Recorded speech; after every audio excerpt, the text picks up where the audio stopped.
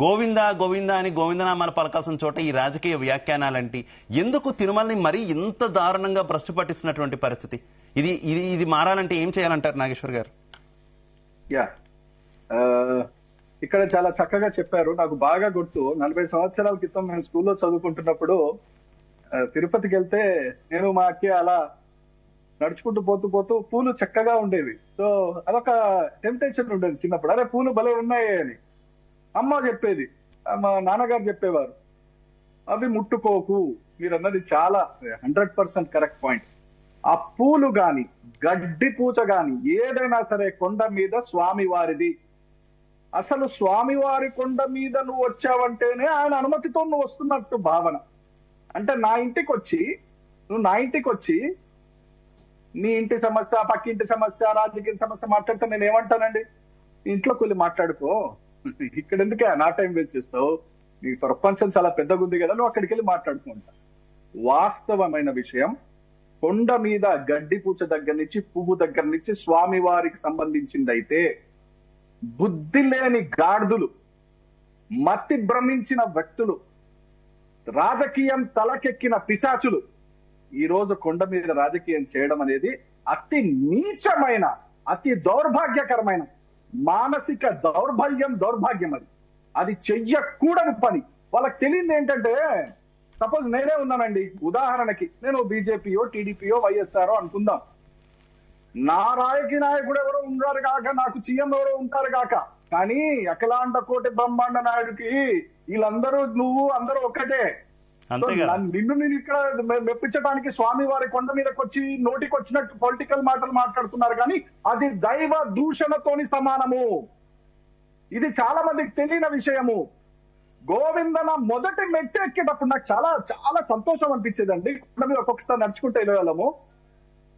డబ్బున్నవారు, అధికారంలో ఉన్నవారు, సెలబ్రిటీల కంటే కూడా ఈ రోజు శిరస్సు వంచి దండం పెట్టవలసింది ఈ దేశం కామన్ మ్యాన్. అంటే వాడు ఒక 1000, 2000, 3000, 10,000 సంపాదించుకొని దాంట్లో 2 రూపాయలు 3 రూపాయలు కూడా సేవ్ చేసుకుంటూ రోజుకు మెట్లెక్కుకుంటూ స్వామివారిని దర్శించుకుంటాడండి. మొదటి మెట్టుకు కూడా వాడు శిరస్సు వచ్చి స్వామివారికి దండం పెట్టి కొబ్బరికాయ కొట్టి, అయ్యా ఏడుకొండలవాడ వెంకటరమణమూర్తి కాపాడబయ్యా అంటాడు. వాడి వల్ల దేశం కాపాడబడుతుంది, వాడి నమ్మకం వల్ల సనాతన ధర్మం నిలబడుతుంది. అలాంటి భక్తులే స్వామివారు ఇష్టపడతారంటారు. Yes, exactly. భక్తి అంటే అదండి. చాలా ముచ్చటేస్తుంది వాళ్ళని చూస్తే. ఎంతో చిన్న చిన్న చంటి పిల్లలండి.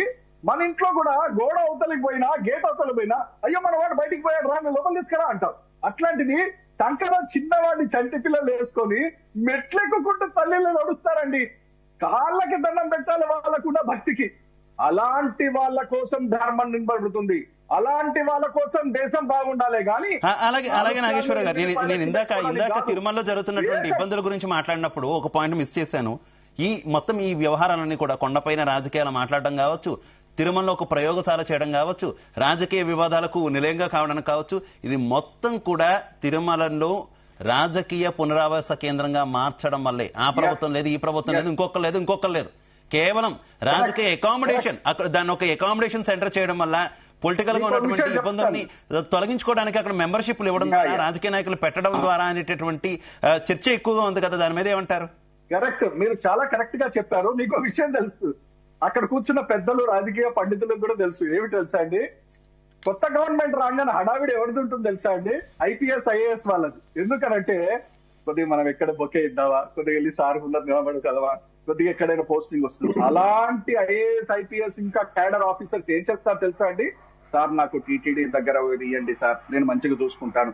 ఇతను టీటీడీ దగ్గర వేస్తే ఇతను నేను మనిషిని పంపించిన మనుషులకి కండువ గప్పి, మంత్రాలు పెట్టి, లడ్డూలు పెట్టి మంచిగా చూసుకుంటారు. ఇంత నీచమైన దౌర్బల్యమా? స్వామి వారి దగ్గర ఆఫీసర్ రావడం తప్పనట్లేదు, ఆఫీసర్ పోస్టింగ్ తప్పనట్లేదు. అంటే నువ్వు ఒక చీఫ్ సెక్రటరీ ఆఫీసర్ స్థాయి ఏదైతే ఉంటుందో దానికంటే పెద్ద రికమెండేషన్ తిరుపతి కంటే. ఇది ఇంటర్ఫియరెన్స్ అంటున్నా నేను. ఇది ఎవరైతే ఆర్డర్ ప్రకారమో సీనియారిటీ ప్రకారం ఎవరికి రావాలో వాళ్ళకి రావాలంటున్నా నేను. దాన్ని రాజకీయం చేసి తన వాళ్ళని అక్కడ పెట్టుకొని వ్యవస్థ నడిపించినప్పుడు ఇట్లాంటివి జరుగుతాయా, జరగవా? ఇంతవరకు ఎందుకండి? సూటి సవాల్ నేను అడుగుతున్నా ఒక అనలిస్ట్ గా. నేనే చంద్రబాబు నాయుడు గారు అయితే, నేనే పవన్ కళ్యాణ్ అయితే 24 గంటల్లో జరిగిన విషయాన్ని తెలిసిన తర్వాత టక్కుమని ఆఫీసర్స్ అక్కడ సస్పెండ్ అవ్వాలా లేదా? అయ్యారా? టక్కుమని అరెస్ట్ అవ్వాలా లేదా? అయ్యారా? తక్కువని నిర్ణయాలు రావాలా లేదా? అయ్యారా? ఎందుకు సస్పెండ్ కాలేదు? ఎందుకు అరెస్ట్ కాలేదు?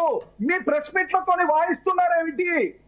సరే, జగన్మోహన్ రెడ్డి గాని ఇంకొక వైఎస్ఆర్ రాజశేఖర రెడ్డి గారు అని అనే విషయం కరెక్టే కావచ్చు. కానీ అయ్యా నేనేమంటున్నా అంటే, ఒకటి ఆల్రెడీ గుణపం గుచ్చుకుందయ్యా సనాతన ధర్మం లాగా. నాకు ఈ గుణపం తీయక ముందరే, ఈ ప్రాబ్లం సాల్వ్ చేయక ముందరే ఇంకోటి ఎందుకు? Let us focus clear. Arrest చేయాలంటే ఎంక్వైరీ వేసాం. ఒక్క నిమిషం అండి. అరెస్ట్ చేయాలంటే ఎంక్వైరీ వేసామండి. ఆ ఎంక్వైరీ రిపోర్ట్ 4 నెలల్లో వస్తుందండి. తర్వాత ఇంకో విషయం, నువ్వు ఇది మర్డర్ కేసు కాదు. మర్డర్ జరిగిన తర్వాత హంతకులు పారిపోయి సింగపూర్ లో వీసా తీసుకొని పారిపోయారని అందరూ అక్కడే ఉన్నారు కదండి. 2 రోజులు నీ దగ్గర ఉన్న సిన్సియర్ ఐపీఎస్ ఆఫీసర్ 4 పెట్టు, మొత్తం బయటపడుతుంది. ఇన్ని రోజుల మనోభావాలు దెబ్బతింటున్నాయని ఒక సగటు సనాతన ధర్మంతో చెప్తున్నాడంటే సత్యము కాదా?